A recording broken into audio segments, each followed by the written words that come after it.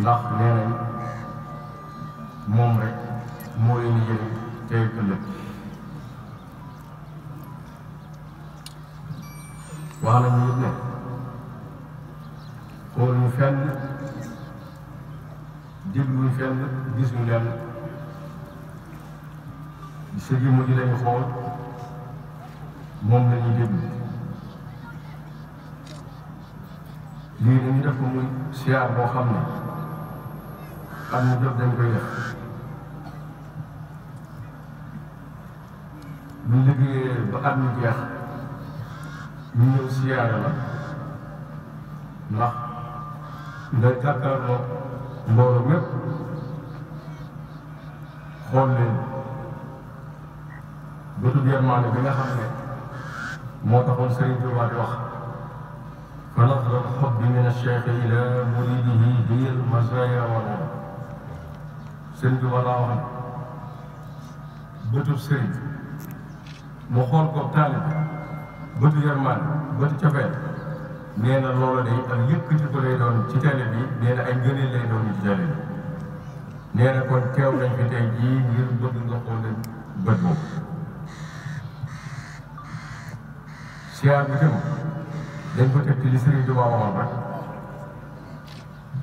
daa wax ne hamdi wa shukri liman kulli bihi saara lahu ridan bu suxtin anda sarsara waxam ne zur man tuhibbu wa in shattat bika dar wa xaala min dunihi sahru wa waab waxam ne inna allazina ila sarsara qad qasadu siyaarati faaraqu daari al-absar.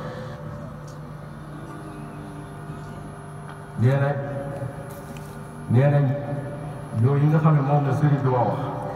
ci ziyaara ak ni mu rëy nee na loolu bokk na ci jéego yi nga xam ne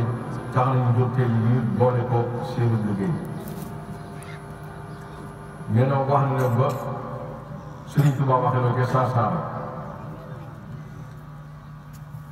am na ne sëñ ma jow paxam moo ko wax ne ko waaw ndax loolu ko wax Sarsara dong la mënu ko déedéet Sarsara jëfoo ko de man mii maa ko jëfoo.